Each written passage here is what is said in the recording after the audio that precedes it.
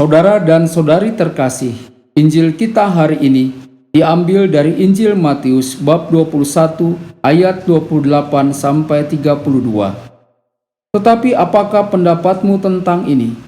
Seorang mempunyai 2 anak laki-laki. Ia pergi kepada anak yang sulung dan berkata, "Anakku, pergi dan bekerjalah hari ini dalam kebun anggur." Jawab anak itu, "Baik, Bapa." Tetapi ia tidak pergi. Lalu orang itu pergi kepada anak yang kedua dan berkata demikian juga.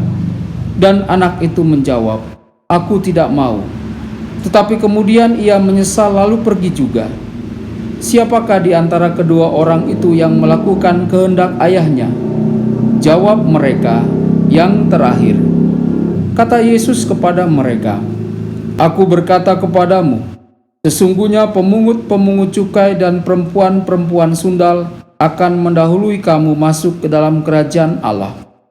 Sebab Yohanes datang untuk menunjukkan jalan kebenaran kepadamu, dan kamu tidak percaya kepadanya.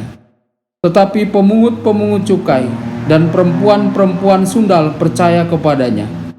Dan meskipun kamu melihatnya, tetapi kemudian kamu tidak menyesal dan kamu tidak juga percaya kepadanya. Berbahagialah orang yang mendengarkan sabda Tuhan dan tekun melaksanakannya. Sabdamu adalah jalan, kebenaran dan hidup kami.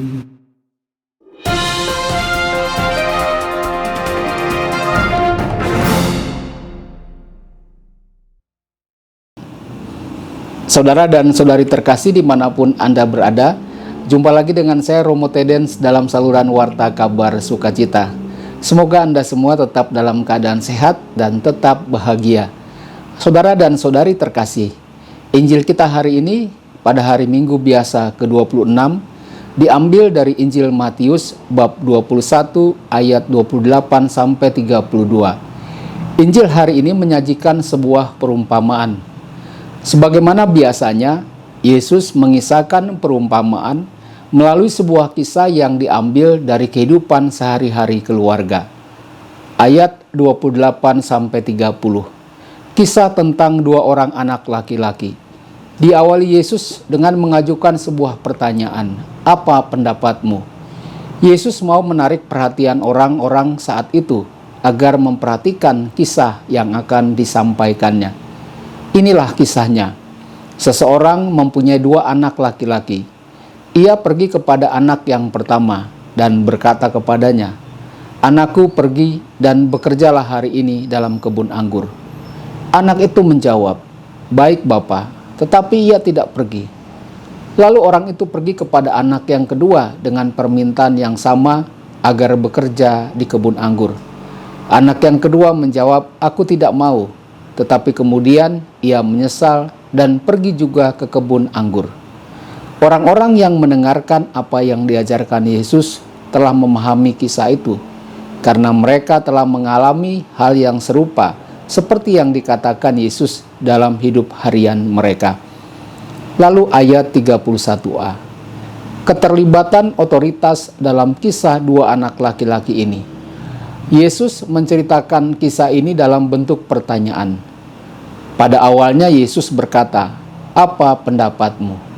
Dan pada akhirnya Yesus bertanya, siapakah di antara kedua anak itu yang melakukan kehendak Bapanya.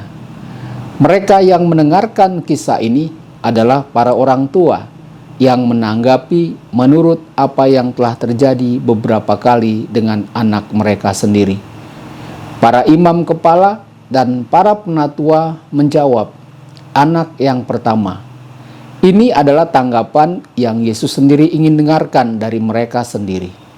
Lalu ayat 31b sampai 32. Kesimpulan yang diambil oleh Yesus. Yesus berkata kepada mereka, "Sesungguhnya pemungut-pemungut cukai dan perempuan-perempuan sundal akan mendahului kamu masuk ke dalam kerajaan Allah." Mengapa demikian? Karena ketika Yohanes datang kepada kalian untuk menunjukkan jalan kebenaran, kalian tidak percaya kepada Yohanes.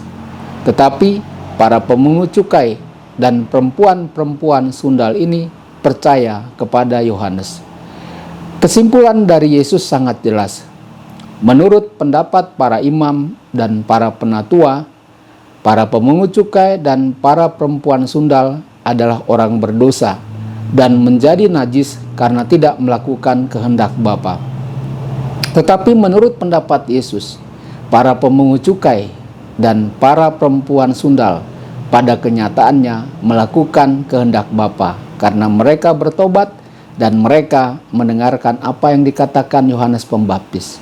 Sementara itu, para imam dan para penatua berkata ya kepada Bapa, tetapi berakhir dengan tidak mematuhi kehendak Bapa karena mereka tidak mau percaya kepada Yohanes Pembaptis. Saudara dan saudari terkasih, refleksi pribadi bagi kita. Dari kedua anak laki-laki itu, bagaimana dengan diri saya? Saya mengidentifikasikan diri saya dengan siapa? Tuhan memberkati Anda semua.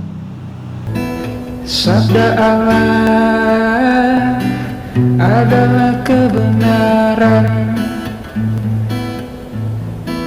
Sabda Allah adalah kehidupan. Mari kita mencintainya, mari kita menghayatinya. Ya Tuhan yang ku muliakan, sabda